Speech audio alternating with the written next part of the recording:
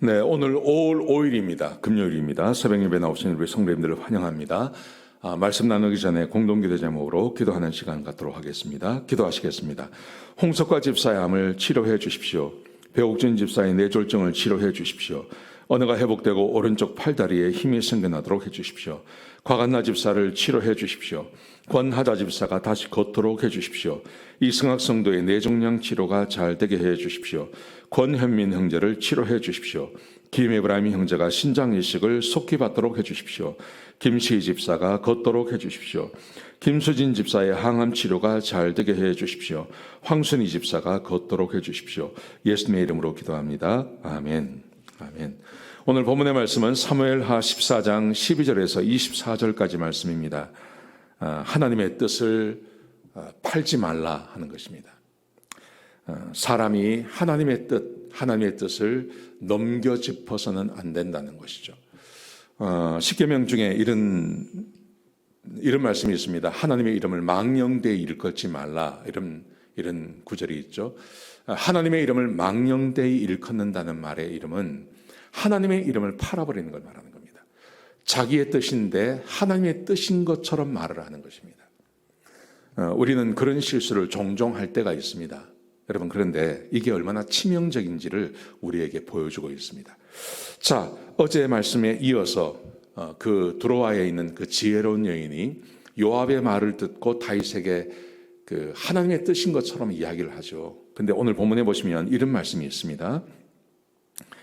여인이 자기 이야기를 다 하죠. 자기 이야기를 다 하고 나니까 다윗이 내가 너를 지켜주겠다, 너의 뜻대로 해주겠다 이렇게 말을 합니다. 그랬더니 오늘 12절부터 17절까지 말씀해 보시면 여인이 이렇게 말합니다. 주의 여종이 한 말씀 드리겠습니다. 그래요. 한 말씀 드리겠습니다. 그러면서 이렇게 말을 합니다. 왜 왕께서는 백성에게 지금 내가 당하는 것과 같은 그런 부담을 주십니까? 왜 왕께서는 하나님의 백성에게 내가 당하는 것 같은 그런 부담을 주십니까? 그러면서 이렇게 말을 합니다. 13절에 보시면요. 내 쫓긴 자를 집으로 데려오지 아니하십니까? 그러니까 압살롬 이야기하는 거죠. 압살롬을 왜 집으로 데려오지 않습니까? 이야기를 하면서요. 14절에 보시면 이렇게 말을 합니다. 우리는 필경 죽습니다. 사람은 다 죽습니다. 그래서 엎어진 물을 다시 담지 못합니다. 이게 어떤 의미인지 아시겠죠? 예, 압살롬이 암논을 죽였는데 이것은 어차피 사람은 죽기 마련입니다. 어차피 사람은 죽기 마련이고 이것은 다시 그 암논을 살려낼 수 없습니다. 엎어진 물과 같은 것입니다. 여러분, 이 의미는요, 압살롬을 미화하는 거예요. 그리고 살인을 정당화하는 거예요. 하나님의 뜻이 아닙니다, 이거.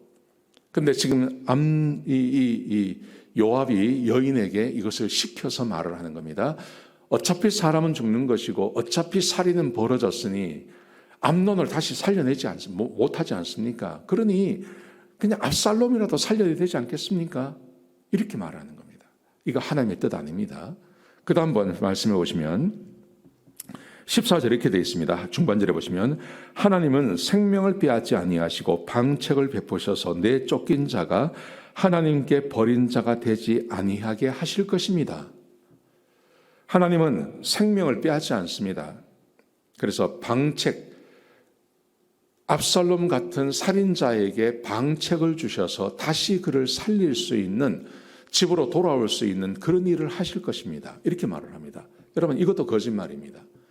분명히 하나님께서 우리에게 주실 때 살인하지 말라고 말씀하셨고 살인하는 자에게는 그의 생명을 빼앗으라고 말씀하셨습니다.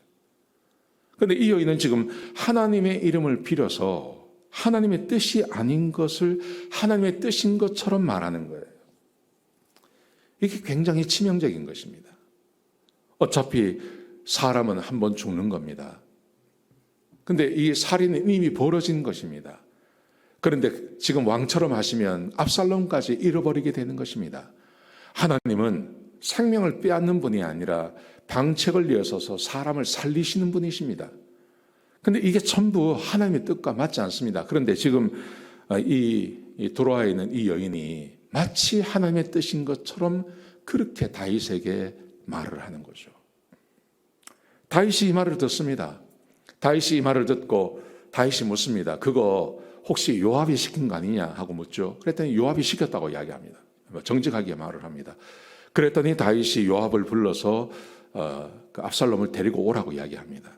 그리고 자기 데리고는 오지만 집에서만 머물게 하고 나를 못 만나게 하라, 그렇게 명령을 하죠. 그리고 3년을 지내는 것입니다. 여러분, 어제도 말씀을 드렸는데요, 사람이 하나님을 대신할 수 없습니다. 그리고 사람이 하나님을 대신할 수 없을 뿐만 아니라 사람이 말을 하면서 자기의 뜻을 하나님의 뜻인 것처럼, 물론 성경 가운데 기록되어져 있는 말씀을 전하는 것은 상관이 없지만 상황에 맞는 말을 하기 위해서 마치 성경에서 하는 것처럼 말하는 것은요, 그것은 하나님의 이름을 망령되이 일컫는 것과 같습니다. 굉장히 위험한 것입니다. 사랑하시는 분들 여러분, 우리가 성경을 알아야 되고 성경을 공부해야 될 이유 중에 하나가 이겁니다. 그냥 내 상황에 맞게 뭔가를 결정하기 위해서 하나님의 뜻이 아닌 것을 하나님의 뜻인 것처럼 이해해서는 안 됩니다. 그렇게 말을 해서도 안 됩니다. 성경 어디를 찾아봐도 이렇게 말하지 않습니다. 오늘 이 여인이 말한 거, 요압이 말한 건데요, 사실 이것 때문에 다윗이 또 고난을 당합니다. 범죄하고 죄를 짓고 잘못된 결정을 하게 되고 잘못된 말을 받아들이게 되고 이것 때문에 또 고난을 당하고, 이런 일이 반복되는 거죠. 왜냐하면 하나님의 뜻대로 우리가 하지 않기 때문에 그렇습니다. 사랑하는 성도 여러분, 그래서 우리는 성경을 부지런히 공부하셔야 됩니다. 우리가 죽는 날까지 성경을 읽고 공부하고 성경을 외워나가야 됩니다. 그래야 우리가 하나님의 뜻을 오해하지 않을 수 있는 것입니다. 사랑하는 성도 여러분, 오늘 하루를 살아가시면서 이런 우를 범하지 않으시는 하루가 되기를 축복합니다. 하나님의 뜻은 하나님의 뜻이에요. 하나님의 뜻에서 벗어나서는 안 돼요.